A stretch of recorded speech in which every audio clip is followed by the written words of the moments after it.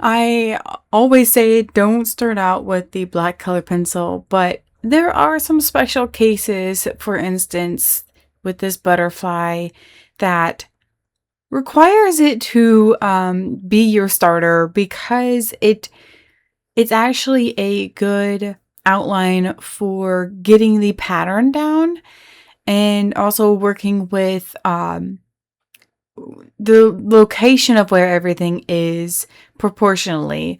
So using this black color pencil, make sure that it's nice and sharp, and then use it to work on the lines and the patterns.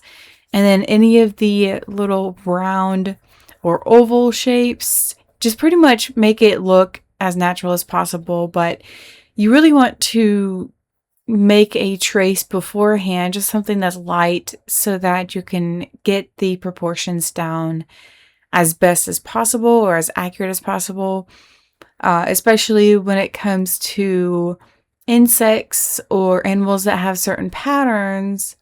It's really helpful to have a very quick, not nearly super detailed outline, but something that you are satisfied with, that you know will help guide you along the way, but not something that is that's too detailed that kind of prevents you from being able to draw freehand or draw with your own creativity, essentially freedom for creativity. But continuing on, so I'm using bright orange colors and then a very vibrant blue color. So the contrast between the orange and the blue, they're very bold colors, and that's what my whole intention is. Now, as you go further down the wings, they have almost an aqua blue color. So I want to emphasize that transition as I keep going down into the lower wing. And I'm drawing with a lighter, they're not necessarily lighter colors, but lighter pressure. That way I can build up those layers without ruining the paper. So you can definitely see the tooth of the paper still. It definitely looks like a sketch and not a complete portrait. And that's okay. The process is going to be messy, and honestly, I think it's a really good representation for life in general. Yeah, the process is going to be messy, but it's all about the journey and not necessarily about the end results. It's more important to focus on the journey, focus on the process, and enjoy it. And then the end results will be the end results. You shouldn't have an expectation as to how it is going to look by the end. That ends up setting yourself up for failure. So keep that in mind as you are in your drawing journey. Now, I used a white color pencil to lighten up some of the colors as well as burnish it. And burnishing is just a method of creating a waxy coating over the top of several layers of colored pencils. And you can see it lightens it up, but it also blends it really nice. I also used a paintbrush with mineral spirit oil. If you're new to my videos, it's just an oil that you can use to blend your color pencils together. But if you're not new, you've definitely heard it like 1,000 times. But you can get it on Amazon. I will also link the ebook that has all of my materials below. And yes, I'm using two different orange colors. I'm using a light orange and then a more of a darker, just, it's a bright, like it's a neon orange, but it is darker. And then I'm using a very dark blue to blend with the black to make it nice and dark, but not just straight black color, because nothing really ever is just straight black. There's definitely a lot of different colors that are involved still. And you can also see here that I left room for some little highlights along the black lines. I think that's really important to incorporate some of those details as you're going along. That way you can still kind of get a good understanding and incorporate that sense of highlight. But for the wings, it's more of like a sense of shimmer in a way. So I try my hardest to explain how I draw and the reasons why I use certain tools and whatnot. And also like things that I've just learned over time as I'm just playing around with different methods, different tools, different techniques. So if there's something that you are curious about or have a good suggestion on, let me know in the comments below too, because even though I've been doing this for about 7 years, I could still learn and grow. I know that I'm not, like the best color pencil artist. I know a lot of people would have different opinions on that, but I do know that I have room for improvement, and that's what I try to do. Every portrait that I make, I try to make it better. I try to make them look more realistic, more enhanced, just more beautiful by using all sorts of different techniques and tools. And so just if you've got any questions or any suggestions too, let me know. And also don't forget to hit the like button and subscribe. That really, really helps my channel grow as I'm trying to start up this business a little bit more, since I've been doing it for about 5-6 years. I have been on and off since I have a couple kids and a full-time job. It's pretty difficult to focus on growing my business now. So definitely, if you really like watching these, please go and support me as well. That would be really helpful. So for the bottom wings, they definitely have a different color. It's a different thing altogether. So I started out with that aqua blue and then used the black. Really, the reason why I did that was because it's just all aqua blue right there. Of course, there's a blend of different blues, but there's not any orange in there. So the methods that I'm using, how you're starting a portrait itself, it's not set in stone. There's not a rule saying, hey, you have to use black first, or hey, you have to do the details first, or go abstract first. These are all just suggestions for to make the drawing process a lot easier. So most of the time I like to draw the abstract parts first, so the highlights, the lowlights. What are the colors underneath? So like the base colors, I try to focus on those first and then add details afterwards, because mentally it makes it more fun, for one. And then also, if I just were to start adding the details first, it would take me a lot longer to draw the portrait. So I apply the base colors first, work on where's the highlights, where are the lowlights, and then the midtones, work on those and blend those colors together. And then I use that mineral spirit oil to blend what's there, and then go in with the details, because you can actually add the details after applying the mineral spirit oil, and it makes it a lot easier to add the details because you're not having to press down so hard, and it's not ruining the paper nearly as bad. So now that we've got this nice, it's pretty messy right now, portion here, you can see that I am blending blues. I'm using a little bit of white to lighten it up, and it definitely looks like a child's portrait at this point. I'm also including a little bit of purple in there.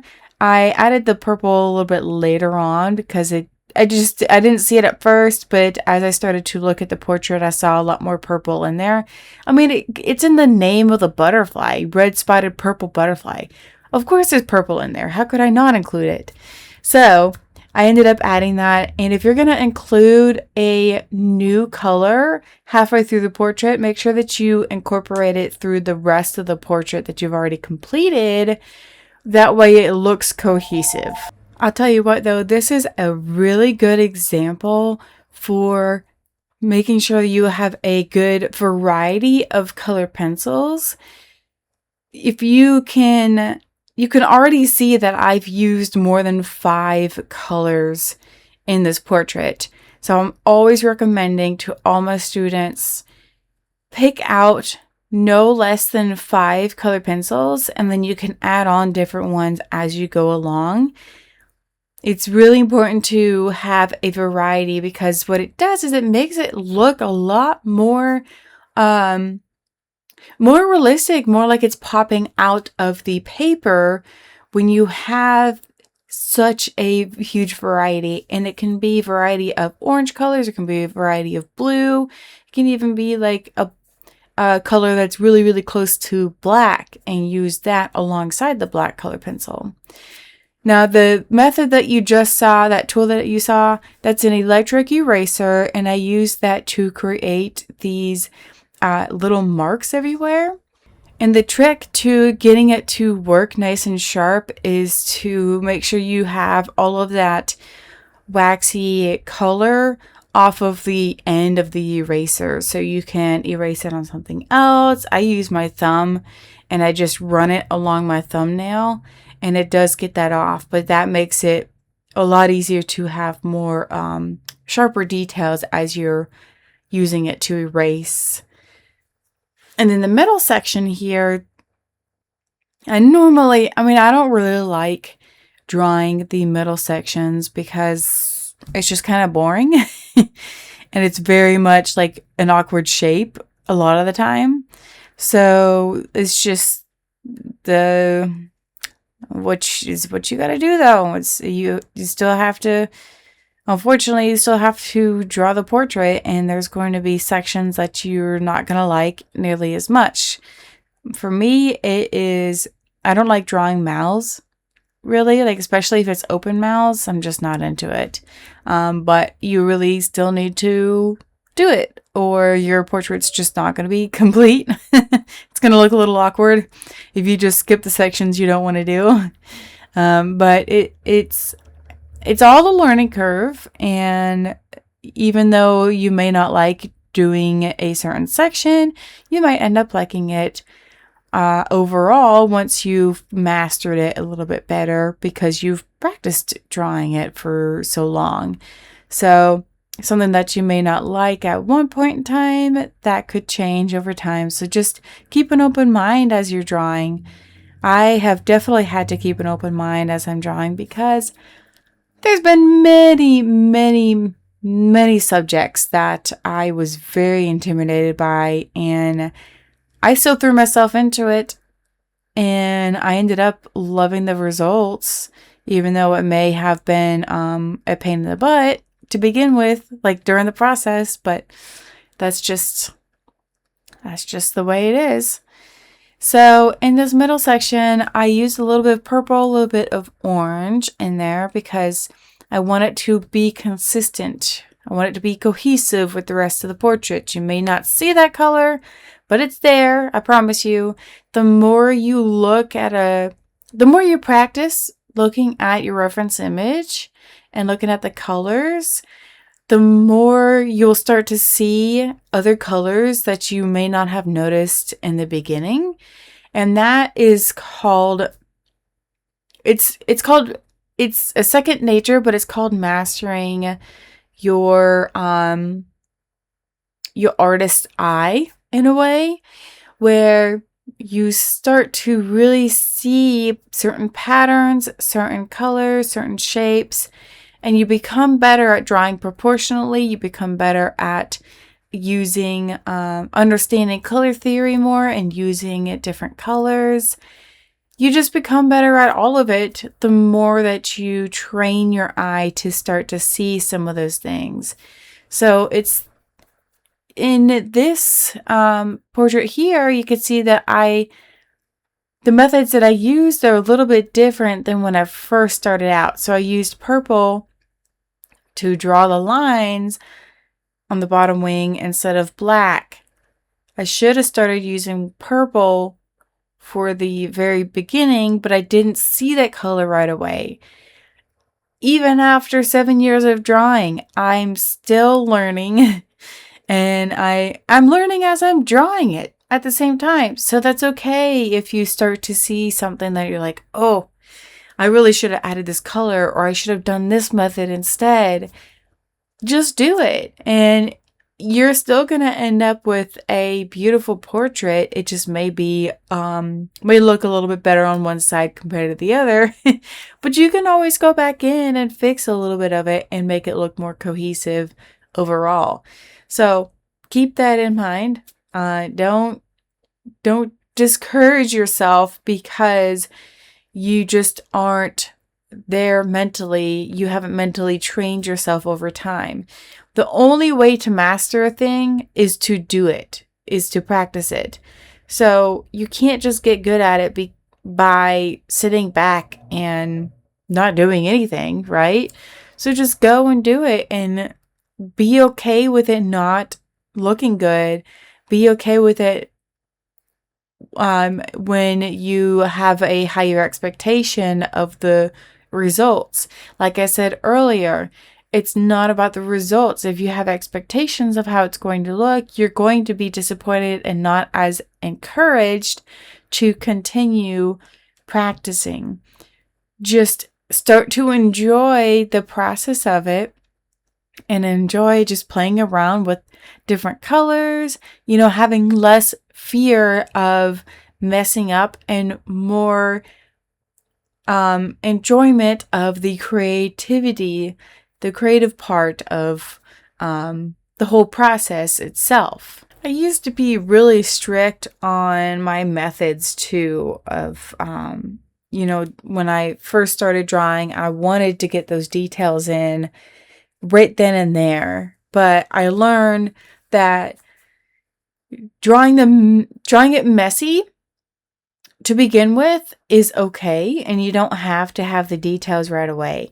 So you can it'll still look messy for a while. Like you could see over half of the time it looks ridiculous and messy and just like a child's drawing. But then as you start to build up more and more layers and you start to see the waxy coating build up more, and you don't see the tooth of the paper nearly as much, and you could see that the colors are blending a lot better. That's a good sign. That is the result of continuing and not giving up. So keep going. And if you're also wondering, like, can you use that eraser to erase mistakes? My answer is yes and no. You can erase certain sections, but you can never fully erase a color once you've put it down.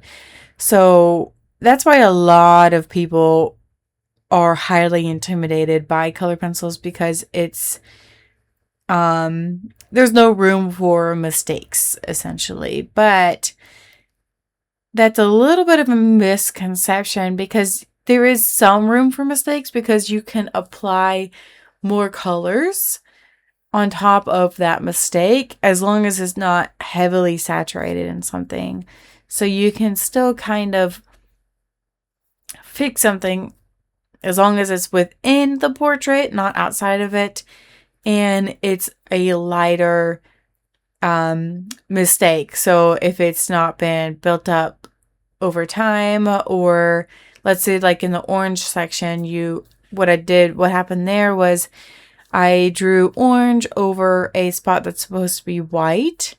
So I had to erase it and then just kind of make the outline around it. That way I know, okay, this is supposed to be a whiter section. So by the end, you really wouldn't have noticed that I made that mistake. Most of the time it's the artist that notices all of the mistakes and not the viewer. So don't be so hard on yourself. I used to be so hard on myself and I would still see all these mistakes. I am hard on myself. I still see mistakes, but I allow them to be there because I still enjoyed the process. I get other results and I get other satisfactions from a complete portrait, such as getting to make these recordings and getting to make prints of these and hearing people's responses. It's just super. There's other rewards besides having a complete portrait by the end. So if that's something that you know you're going to need as well, maybe you should try to make prints of them too, or start recording them if you've got a phone or a camera, something along those lines. There's definitely a reward for the process of it too, but I have many other rewards, and that's why I continue to draw, and I continue to draw in a realistic way, but it's not hyper realistic. It's just, it looks like a drawing. There are other drawings that I've made that look like photos, but to me they still look like drawings because I'm the artist, I'm gonna end up seeing that. So definitely keep that in mind as you are practicing. Yeah, you're gonna end up being hard on yourself. It's just the way it is. But just be mindful of, it's not going to look super realistic, and you don't want to spend 1,000 hours on a drawing. Well, unless you want to, you could spend a bunch of time. But for me, I don't want to spend 1,000 hours. I don't like looking at my portrait for longer than a week or two if I don't have to. So it's really all up to you and what you make of it. And so you got to find your motivation. Is it the process? Is it the end result? Is it getting to share it with others? What is your motivation to keep going with it? A lot of the time, I enjoy the relaxing part of drawing. I hope this video was helpful. Don't forget to like and subscribe, and I will see you in the next one.